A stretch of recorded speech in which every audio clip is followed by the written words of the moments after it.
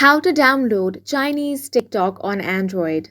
Hi guys, welcome to our channel. Let's begin. In this video, I will guide you on how you can download the Chinese TikTok called Douyin app on Android. Now for this, you can open up Play Store or App Store, then tap on the search bar, and here you want to search for Douyin free Chinese TikTok app.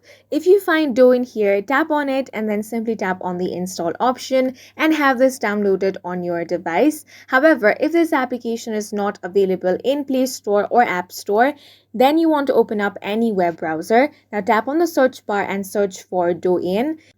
Now you want to click on this first website, which is the official website of Douyin.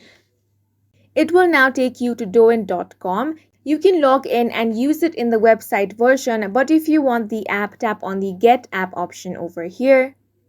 Now tap on the download option. As you can see, the APK file of Douyin is being downloaded. Once the file has been downloaded, tap on it. Now you want to tap on the install button. Now as you can see, the application is being installed on your device.